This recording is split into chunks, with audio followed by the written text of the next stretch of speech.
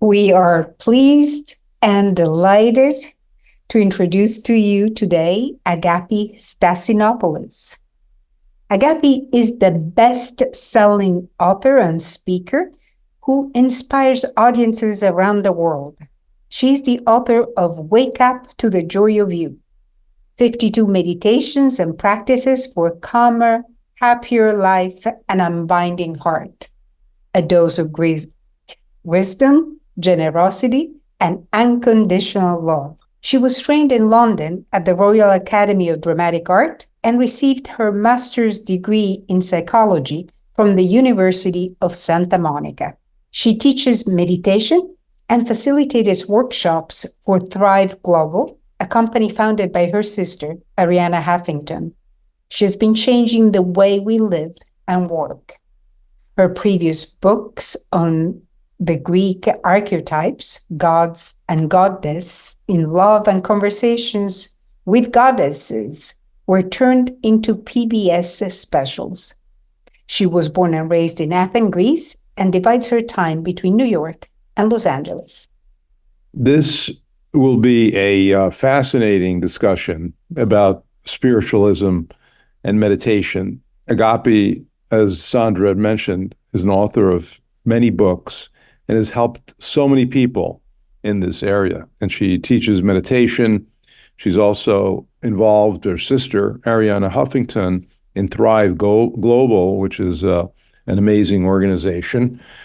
We'll talk about many things during this discussion, including reincarnation and how this relates to Indian religious themes in Hinduism, Buddhism, Jainism. We'll talk about how her name in Greek means love, and this has been a theme in her life about teaching about love and connection with others. We'll talk about many of her books, including Unbinding the Heart, A Dose of Greek Wisdom, Generosity, and Unconditional Love, Speaking with the Spirit, 52 Prayers to Guide, Inspire, and Uplift You. So with no further ado, we should get on to this amazing and fascinating discussion with Agapi.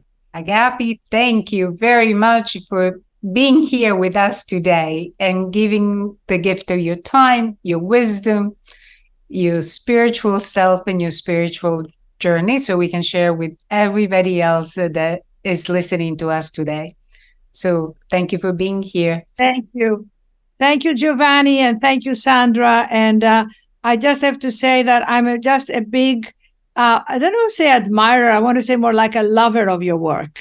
Oh, thank you. Thank you.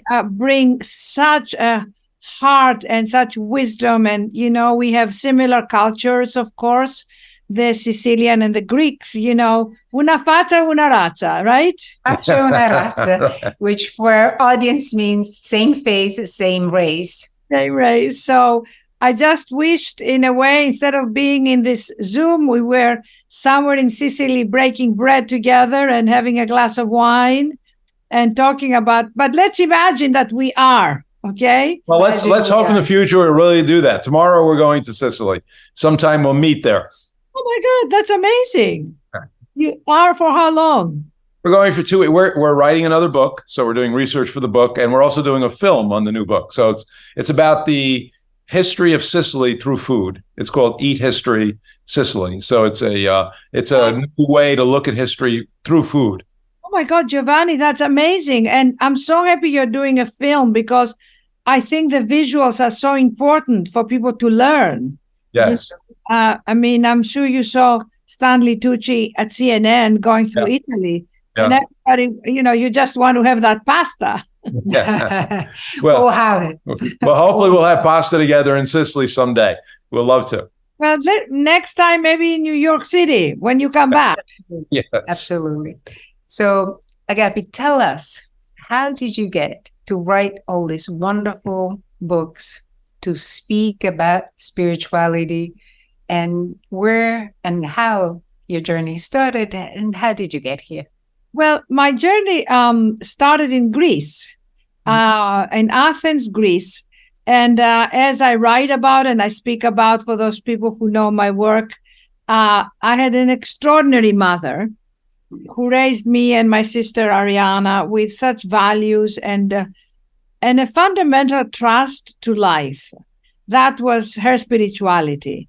And what was extraordinary was that from a very young age, she instilled to us, of course, in unconditional love and devotion, but also just a fearlessness and a way about living that was very human and very non-hierarchical. You know how, and I talk about all these principles in my third book, Unbinding the Heart, which I think you have with you at the moment. Yes. And I was very drawn to write that book because my mother taught us love in action. You know, it wasn't theory. It was like, how do you teach a child about life, but through living the example. And story upon story, she infused in us that love of life, love of people, generosity, unconditional generosity. And at the age of 12 and teenagers, we were little girls, teenagers, she taught us yoga. So there I am, 12 years old in my Athens school doing a headstand. I have this picture of me showing off my classmates in the middle of the courtyard doing headstands. And when Maharishi came for Transcendental Meditation, she had us go and meet Maharishi, and we were initiated in TM. So then I moved on and I followed my own spiritual path, which was something that I'll share in a minute. But I think two things. One is, I think all of us learn from our parents, obviously, as role models. But I also think each soul has its own DNA, that each soul comes here to experience or to teach or to learn or to grow and to share. And in my spiritual path, in my spiritual awakening, I realized that I'm a very old soul. And don't ask me why I'm back here. I believe in reincarnation. Yeah. Obviously. But I feel when I got in touch in my spiritual journey, in my DNA of who I was as a child, I was always, Agapi means unconditional love. So I feel my mother gave me that name because she really felt this is what I was to learn and to teach. And I feel this unconditionality of human beings very much in my heart and in my consciousness, that the most incredibly powerful gift in life is to learn to love ourselves unconditionally, to forgive ourselves, and to love each other. And there is nothing more fulfilling, because love is the greatest potion. Love is the miracle. Love is the medicine. And you know that in your practice as doctors, that human beings need to be loved, cherished, treasured, and they need to know that they matter. Because if you don't feel you are seen and you matter, then you're like this buoy in the ocean. You know, you go left and right and you have no direction. If you feel you matter, then everything you do is intentional, because you become aligned with your path and with your purpose. So for me, as a young girl, I always wanted to study theater because I loved acting. So I was able to go to the drama school in London and study at the Royal Academy of Dramatic Arts to study acting. Just very brief story of my mother. When I was in London and I was 17 years old, and a Greek girl from Athens going to London to compete with the top, English actors. It could have been extremely intimidating. We found a teacher, and I was studying with the teacher. And the teacher, after 2 weeks, came to me and said, my dear girl, you're just such a wonderful, kind, warm, loving girl, but you're not an actress. And I don't really think you should continue. And she called my mother And she said, I don't think Agapi should waste her time. I don't think she has it in her. I mean, she should study something else. Well, I was devastated, you can imagine. I was heartbroken, and I started to cry. And my mother looked at me and she said, "Oh, she didn't get you. That's not your teacher. We have to find the teacher that gets you." Now, that's just one way. As I'm saying the story, I get the chills. Yeah. Because how many times do you go to do something? You go for an interview, and I'm talking now to a lot of people in our audience and our listeners, where you go to do a project and they say, "No, we don't want it." And you go, "Oh, there's something wrong with me. My project is not good. My book is not good. But this job, I'm not good at." No, these are not your people. Sure. This is not the people you're supposed. Go find who is there for you, who will get you. And that's a very empowering way to live life. Absolutely. We can identify with having mothers that have modeled life for you. In fact, if you look at our book, it's dedicated to the two Marias, our mothers. Yes, exactly. Because our mothers were also the center of the family for both our families. And it's such an important motivating and directional kind of factor in your life. And we completely understand. You're lucky to have had a mother like yours. You're lucky. The mother that feeds you physically, emotionally, and spiritually. Yes.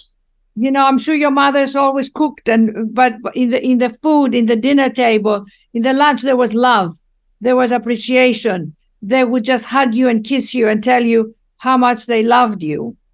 So there's nothing like it, and it breaks your heart to know how many children are suffering from parents that are not loving, right? Yeah, and love is, I was the I don't know if you know of Dean Ornish. Yes, love him. Dean is a great guy. He's a friend, and I was the director of the Ornish program on the East Coast for Atlantic Health. And and what you're saying translates into physical well-being, because the foundations of reversal of heart disease, reversal of health span is eating well, moving well, stressing well, and loving. Loving is having emotional contacts. Love is such a powerful force, and we 100% agree with you. 100%, and it is shown scientifically now. Exactly. The electromagnetic field of the heart is really huge. They have pictures to show us. And that when you get disrupted with that, when you get angry parents, violent parents who criticize you, it totally affects your health. And then in all relationships, not just in your childhood. And how do we heal? I just asking the question of, I have a quote that I recently posted in my Instagram that a friend just told me, who had gone through a really terrible childhood. And I said to him, "Jack, how did you become such a healthy human being?" And he said, "Agapi, we are not responsible for what happens to us in our childhood, but as adults, we're responsible to heal it." That's right. Because a lot of people, Sandra and Giovanni, they go, "Oh, but my father was an alcoholic, and he left my mother, and my mother was very unhappy, and she struggled, and she was so working all the time, and I didn't really see." And you go into your story and you go, "Yes, all that happens." And a lot of people we know had very difficult childhood. But as an adult, you got to come into your higher self, to your higher power, and say, "I created that in my life, but now I can bring it home and bring that child back home to my heart." I have a chapter in my book, Unbinding the Heart, and I write about it in all my books, when I took my inner child back to my life. And the way I did that is that I started to do hours of yoga every day, 3 hours of yoga every day, reading spiritual books. I was 23, living in Los Angeles.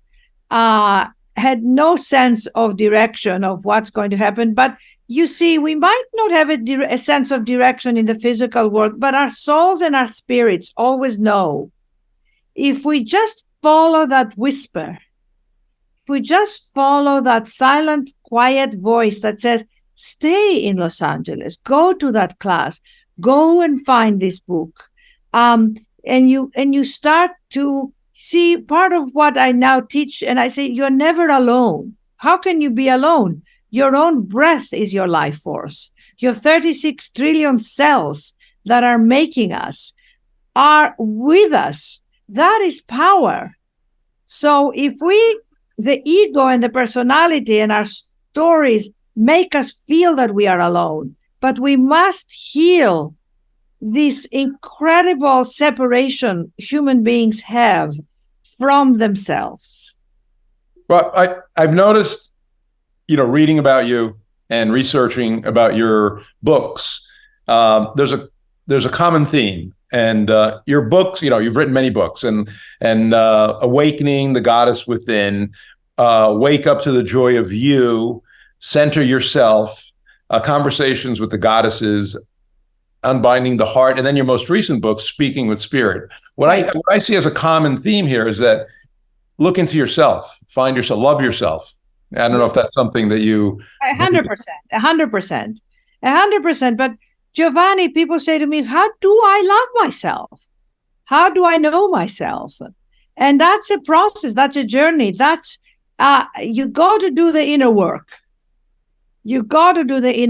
And as you probably know, a lot of times people get their wake-up call when they're sick, when they get a disease, when they get a heart attack, when they go to the doctor and they say, you have A, B, C, D. You need to take care of yourself.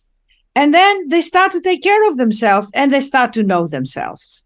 Have you seen that in your practice? Oh, yeah. And the heart it's a good metaphor for this. The heart pumps and has the coronary arteries. The first thing the heart takes care of is itself through the coronaries. And then it takes care of the rest of the body. Wow. And that's basically what you're saying. Take care of yourself and then take care of others around you. But the question is, how do we take care of oneself, right? How do I take care of myself? And that can be done in many different ways. People are reading a million different things. What does it mean, right? To take care of oneself. And who am I, right? And how do you find who am I? Because I want to be that. Because that person is more famous. Because that person is more beautiful. That person is more successful. So that is that who am I supposed to be? And how do I instead come back and find? Exactly. And it's not like there is a recipe, but all I can tell you is that why I believe so much in the power of prayer is because I feel that for me, when I wrote this last book, Speaking with Spirit, 52 Prayers to Guide, Inspire, and Uplift You, I found that the most incredible awakening for me was to know that wherever I was, like in the pandemic, I was in Los Angeles with my family, and I was having a very, very hard time because I'm an extrovert, and I love speaking with people, and I loved doing events and speaking at conferences. I mean, the whole incredible connection that I would have with strangers every time I spoke. Suddenly everything was gone. We couldn't even go to the supermarket, right? And we were all living in fear. It was just a very horrible time. Some people managed very well. I don't know how you did it. I'd love to know. Well, we were working, right? We never stopped working because that is what Zoom allowed to change the way we also practiced and continue to practice medicine. Now we do this hybrid thing. We can connect with people even through Zoom. We could reach out, but especially for me, being a psychiatrist, everybody was having a difficult time. So I still worked and I still connected with people. That's beautiful. That's so beautiful. And now we got used to Zoom. Who would have thought it? Our life has become, who would have thought that everything was just done in this format? But I missed the connection. I missed the human connection. And I have a chapter in the Speaking with Spirit that I really, really love. And it's chapter 7 is called Finding the Extraordinary in the Ordinary. And in the beginning of the chapter, I'm going to read it to you, is one of my favorite movies. And in one of my favorite quotes, have you seen the movie Chariots of Fire?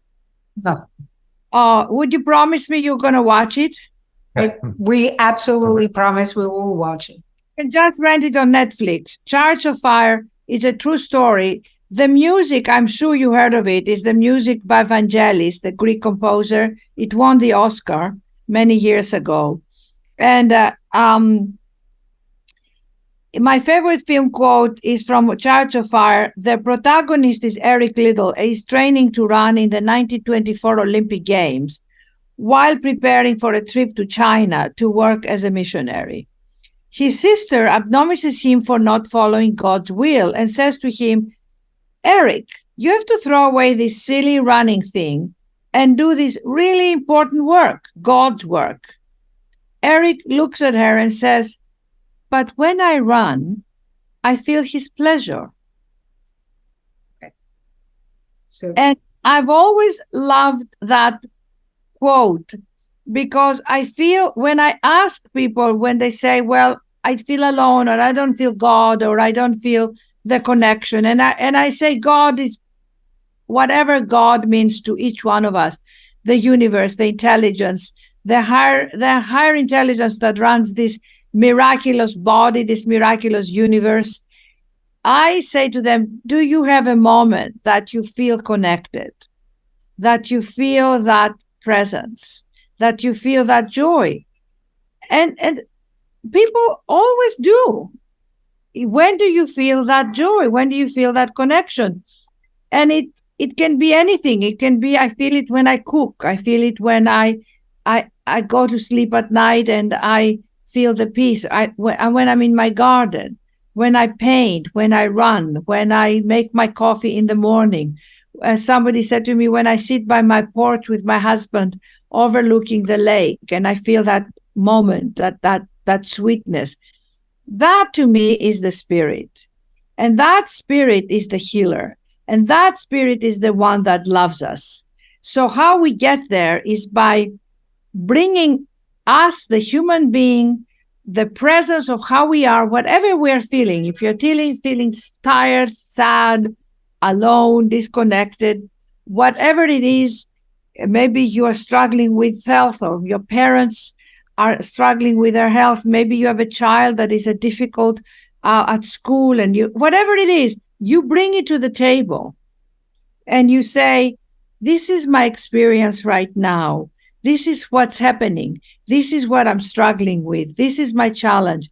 Please show me the way. And you get quiet and you get centered. And then you allow the spirit to come in and guide you, uplift you, inspire you, direct you. So what you're saying is to deal with fear, and instead of running towards it or running away from it, sit with it for a moment, right? Sit with that fear, sit with what's happening right now, and then ask. And then ask. And I wanted to share with you the story, the prayer that I wrote during the pandemic when I was feeling bereft. And I say, dear beloved, and the beloved is the soul in us. Dear beloved, one of the greatest joys in my life is feeling your presence. I'm talking to the beloved in me, okay? And I'm saying one of the greatest joys in me is my feeling your presence. As I connect with others by speaking, inviting other people to participate in my heart's expansion. Recently, I have been feeling the absence of my connection with you and feel I am lacking in that magic from which I converge with my spirit. I ask now that I may find new ways to engage, move my body, be present in the miracle of my life, and awaken to the aliveness that I have in me. I ask that I may remove the resistance, the limitation, the stubbornness of wanting things to be a certain way. When things don't happen that way, I cave in, I shut down, I blame you, the world, myself, and then fall into doom. Instead, I ask that I may again find this magic in the ordinary, that everything in this world, as hard as it might seem, is still working. And for whatever reason, my ego, my sense of self, move into righteous indignation, and God forbid I might miss the awe that I so seek in the simplest of things. So now Spirit speaks to me. My beloved, the steels are still grow upward, and I'm able to walk on this earth with you through the law of gravity. And even that is a miracle. The earth still moves around the sun in perfect motion. And how amazing is that? There are invisible worlds of millions of stars and planets that are all moving in perfect relation to one another, and they don't seem to collide. The ocean meets the shore in perfect rhythm, even when it's turbulent and stormy. Let me wrap my mind around all of that and know that I too have perfect harmony within me. So be it. That's beautiful. This is really beautiful, right? And we can all go back to the moment of the pandemic, the moment of despair, the moment of hopelessness, the moment of fear. And then you're reminding people, hey, wait a minute, life is still a miracle. Your presence is still a miracle. That's right. That's right. Thank you, Sandra. That is it. That is it. I mean, sometimes, I don't know about you, recently I've been going to sleep and I feel my heart beating. I feel my heart beating. And I must confess, I have apnea. You know about apnea, right? Yeah. Yeah. I have diagnosed with apnea. I don't know how many of our listeners might have apnea. No, people. It's very common. It is common. Yeah. So I put my machine on, and I've learned to love my machine because it's the Dream Station machine. That you go under the pillow here, so it's not the mask. And I used to hate it because I go, who wants to go to sleep with this tube around your head? You feel sick. And I had to really love myself, talk about loving yourself, to say, thank you for this machine who is helping me pump air. And every night I pray to my heart so that they say, Giovanni, am I right, that if you don't wear the machine, your heart gets very tired because you stop breathing, correct? Exactly. It's very serious. It's very serious. So, it's important to lose weight but there's nothing else you can do other than, work with the device, or there are exercises to do to get your tongue strong so that the tongue doesn't collapse, to wear a retainer.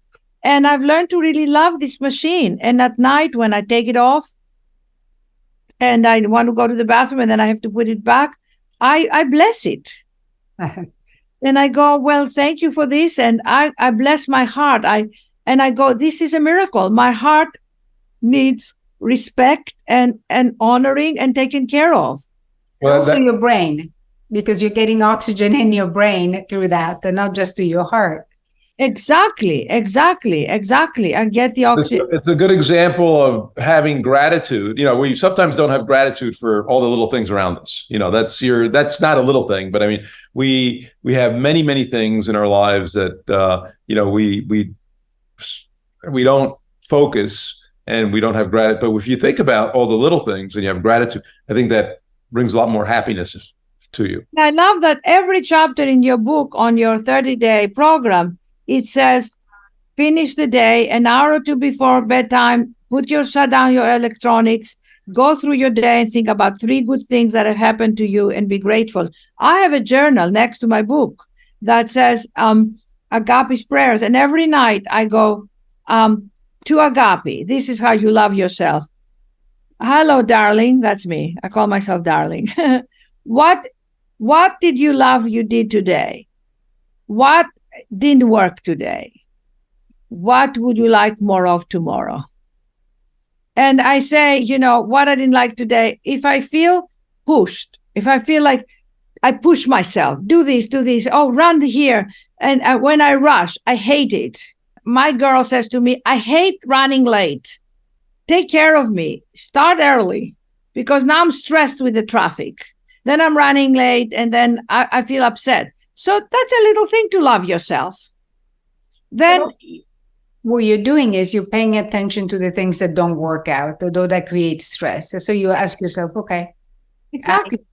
I'm stressed because I'm late. What can I do not to put myself back in the situation? It's not the traffic that is causing me the stress. It's the fact that maybe I didn't leave early enough. Maybe I didn't, prepare myself. So you change yourself, because the two things that really, really help us to feel happy and happiness are a sense of agency, the things that we can do to change what we do, what creates stress for us, and gratitude, things that we can do to intervene in our lives to make the positive changes.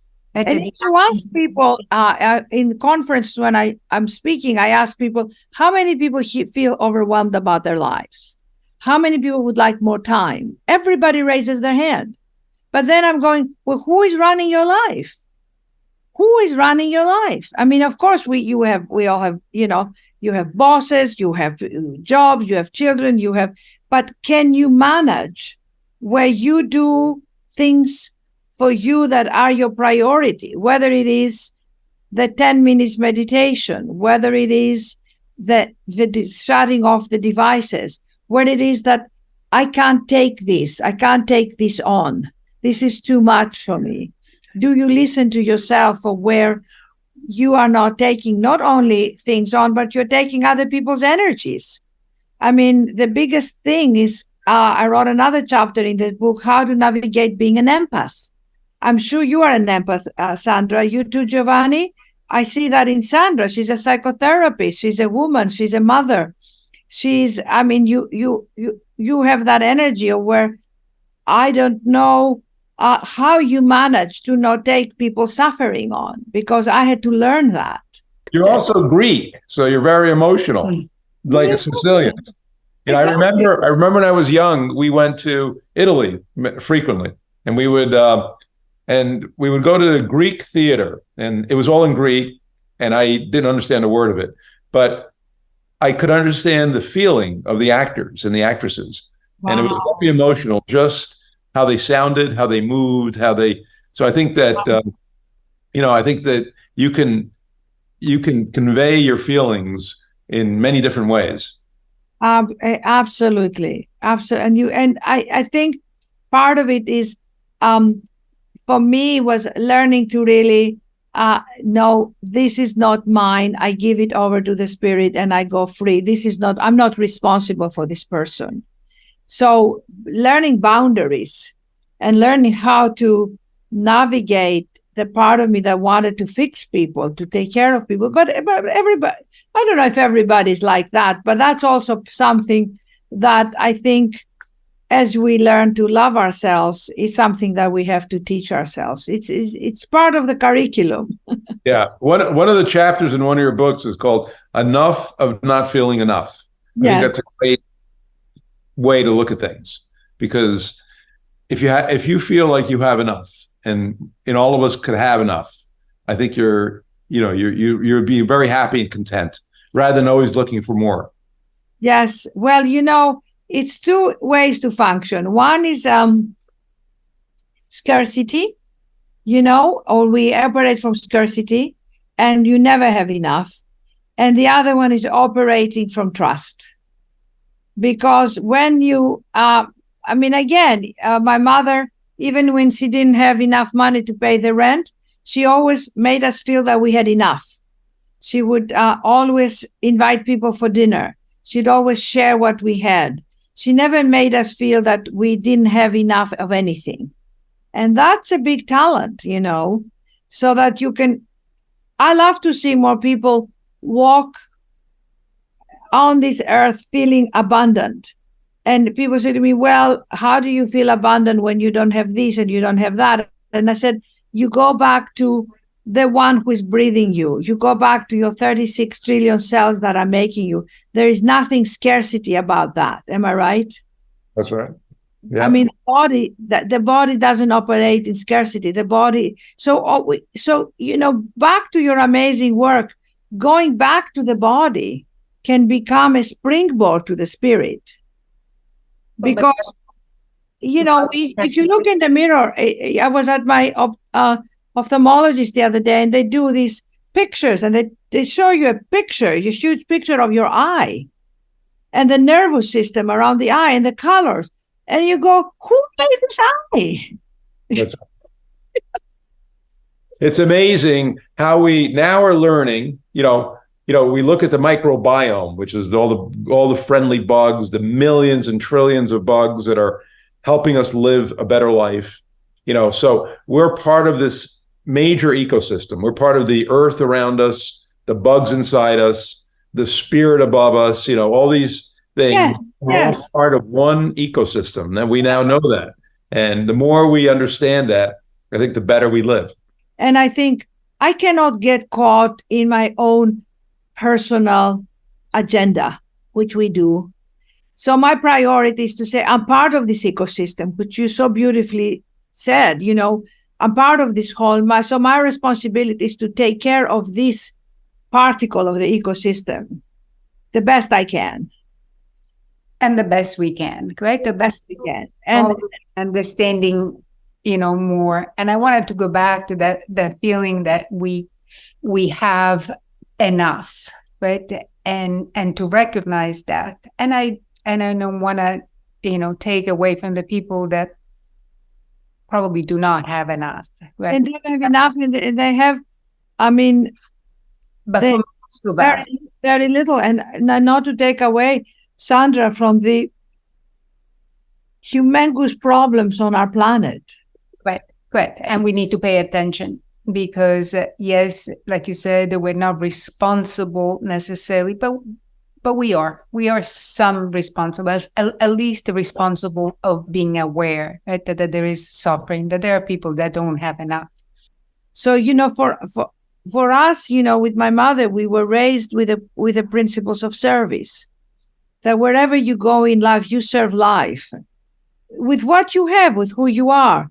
There's a friend of mine who is a comedian. Well, you run to him in the street, and the next thing he's doing an imitation of Trump for you. He's hilarious. His way of giving is making people laugh. That's, right. If you're a dancer, you sing for people, you dance for people. Do what you do and if your gift is of service to others. I used to go to drama schools when my career wasn't happening, and then I decided to go into psychology and write books and do a one-woman show, and I found my own spark and started to create my own creative outlet. I went to drama schools and told people, when people are not hiring you as an actor or as an actress, find ways that you can go to hospitals and go to senior citizens' homes. Go there and give of your talent. Right. Don't wait for Broadway and Hollywood. Maybe they'll hire you. Maybe they won't. Maybe you're the most brilliant actor. But go in the parks and recite Shakespeare. Yeah. Give your gift. My life changed when I was, I have another story in the book. It's called St. John in the Bus. When I didn't get a Greek part in a Greek series in New York of 6 adaptations of 6 hours of plays, and I was devastated. And I said to my mother, I can't even get a Greek part. I was like, no, you're so talented, but you don't fit in. My whole life was I don't fit in. And I went into a New York City bus, and I started to talk to a nurse who was an actress. And she said to me, how are you? And I said, how are you? I'm Greek. I talk to everybody. So I said, she said, I'm good. How are you? And I said, I'm depressed. I said, I didn't get a part that I wanted. And she said, oh, I'm so sorry. She said, I was an actress, but now I'm a nurse. I'm a single mother. And I said, well, maybe I should be a nurse because I'm not getting any parts. And I'm devastated all the time. And she said, what did you audition with? And I said, I auditioned with Joan of Arc. And she said, which one? I said, the Bernard Shaw one. And she said, oh, I love that monologue. And I said to her, would you like me to do it for you? And right there in the New York City bus, I started to recite my Joan of Arc monologue, which is very gutsy. And she's talking to her accusers, and she says to them, "You promised me my life, but you lied. You think that life is nothing but not being stone dead. You can send me to the basement. It's not that I'm afraid of living without water or without bread. What I'm afraid of is that I will lose the sight of the people I love and the larks in the trees. And so you burn me at the stake." And she's just emoting and saying to them, "But the love of the people would never leave me." And I'm getting up on the bus, and I finish my monologue, and the whole bus applauds me. And I walk up the bus, and that Greek spirit, that Greek chutzpah took over, and she holds my hand. And at this moment, I'll never forget, and she says, she had tears in her, she said, "My dear girl, you are so talented. Go do your own thing." And I felt it was a message from God. I got off the bus. I went to my singing lesson that I was going to, and I sang "Don't Cry for Me, Argentina." And I sang like I was Evita Peron on Broadway. And my teacher said to me, "Agapi, what happened to you? You are amazing." And I said, "What happened to me? I happened to me." I said, "Sandra, I'll never wait for anyone to hire me. I'm going to do my own thing, and I have no idea what that is." And I sat in my kitchen in Santa Barbara. I remember we were now moved to Santa Barbara. I said, "God help me find." And I said, "I am going to do the goddesses. I'm going to write a one-woman show." And I put all the monologues I love and the stories of the Greek goddesses, and I did a one-woman show called Conversations with the Goddesses. And I played 7 goddesses, not 1, 7. I cast myself. And I took the show everywhere.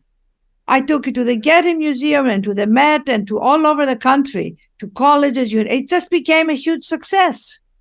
That's amazing. And that was from that moment in the bus, because at that moment, what do you think, Sandra and Giovanni, happened to me?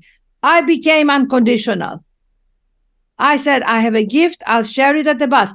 That's what I tell people. You have a gift, serve, give it away. That's your joy. That's your spirit. Don't wait for someone to acknowledge you. Don't wait for someone to hire you. That's the key to life. The key to life is also having the courage that you had, right? Yes. You had a lot of courage at the moment. And a lot of people don't have it, or they have it because everybody has the courage. But at one point it goes away. You can't find it, and you did find it that moment, the moment that you said, "Do you want to hear it? Do you want to hear the monologue?" Yes. Courage is speaking, right? I can do this. And then your voice became louder and stronger, and the courage, carried you out of the bus with strength. And that is what I think a lot of people need to trust and believe. I do have the courage. And also making the best of the situation you're in. Best of a situation you're in.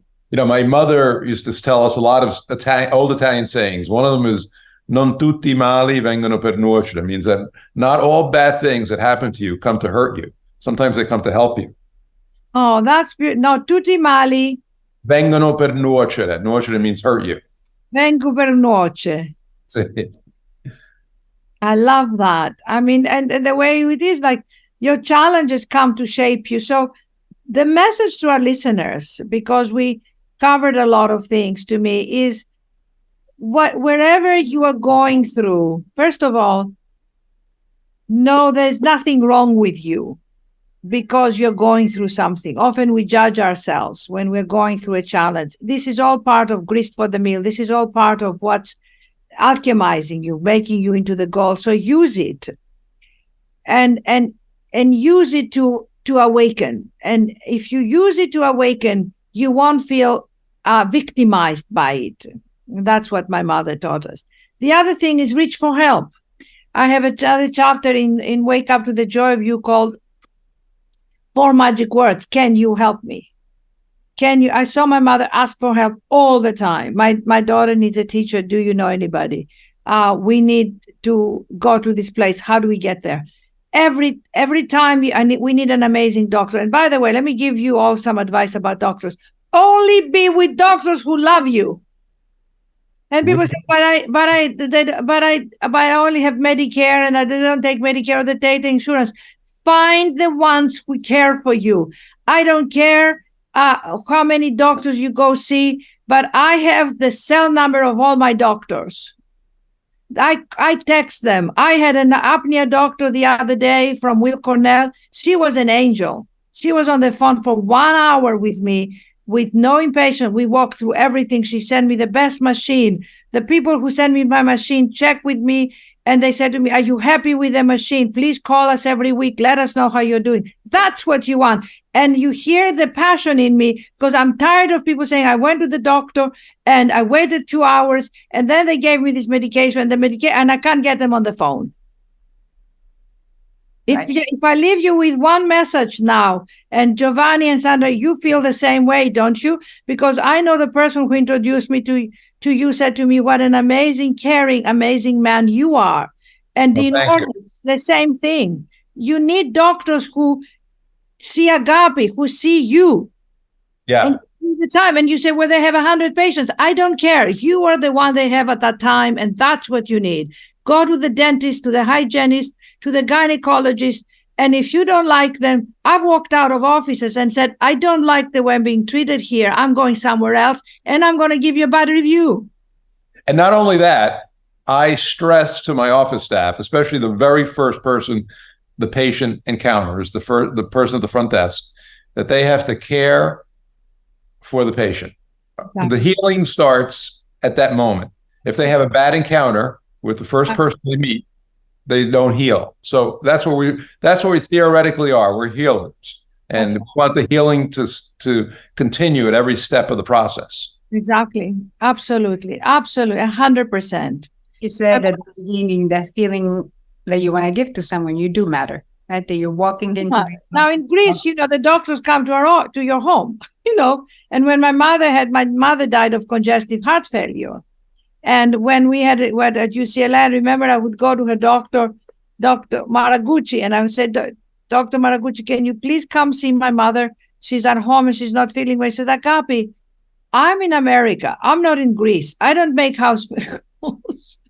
Well, that's where I learned how to be a doctor, was with my father. My father was a family doctor, and I was a little child, and I would go with him to the homes of patients, and he would spend hours and hours. He would learn, and they would heal. They would get better just being with him, talking to him. So that's really, I forget who said, the purpose of the doctor is just to entertain the patient while the patient basically heals themselves and has nature heals themselves. So this is very important. You're very correct about this. The healing and the love for the whoever it is, it doesn't have to be a doctor. Whoever encounters a person that needs help is very important. And exactly. And the same thing with everybody around your home. Treat the people that work for you like family. That's how we were raised. When we eat, make sure they eat. You just take care of each other. Take care of each other. That's the healing. That's the self-love. That's the love for another. It's not a narcissistic, I love myself. It says, I love myself because that I am love and I share that love with others. And then you feel rich. That's beautiful. That's the Sicilian diet. That's the Greek diet. And now we would like to make it little by little the American diet. Hopefully. My mother hated fast food. Somebody said, Mrs. Ellie, you want to go get some fast food? She says, let me tell you, darling, there is nothing fast about food with me. She used to have food was rituals. She would say, I'm now having my tea and my biscuits in England, and sit down, relax. If you're busy, go away. But it was like everything is a ritual. We forgot the rituals, Sandra and Giovanni, the rituals of life. But that's one of the reasons why Sandra and I wrote this book, is because this is how we feel. Sandra loves to cook, and she spends hours. It's her meditation. Wow. She'll work all day long and then cook for hours because and we invite people over, and we share things with everybody we meet. And I think, it's very much the Greek philosophy, the Italian philosophy. This is very much part of the community. And this dinner together. Dinner together. Very soon. I just really love you both. I think you are hearts of gold, and anything I can do for our listeners, I want to give you my email. It's Agapi at Unbinding the Heart, unbindingtheheart.com. I'll send you my guided meditations. There is so much to share. That's why I wrote all these books, because I wanted to empower people to live a healthy life, to live a life of love, to live a life of where you can transform your unhappiness. Absolutely. So we have to respect all these, what everybody calls the 6 pillars of health, health span, longevity, and they always start with sleep. Sleep is the most important one, right? Because it is the structure where everything else can happen. If you don't have good sleep, you can't exercise. If you don't have good sleep, you don't have the energy to cook well or to eat well. If you don't have good sleep, you're emotionally dysregulated. You can't connect well with the people that love you. You can't use your cognitive best self because you can't focus, you can't concentrate, you don't have enough stamina.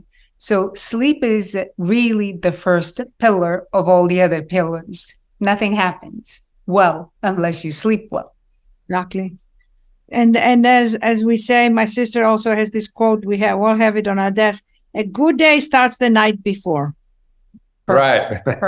How to have a good day? Start the night and start 5 minutes before you disconnect. If you can't do half an hour, do 5 minutes, 10 minutes. Take care of yourself. It's not theory, it's action. And every night, just write in your journal what you're grateful for, what worked well, what didn't work well, no judgments, what you would like more of the next day. Become a master of your life. Beautiful. Become a master of your life. You deserve it, and then you're really of service to humanity just by being you. If you master your energy, you can walk in a room, change the vibration, change the frequency, and people come and say, I want to know you.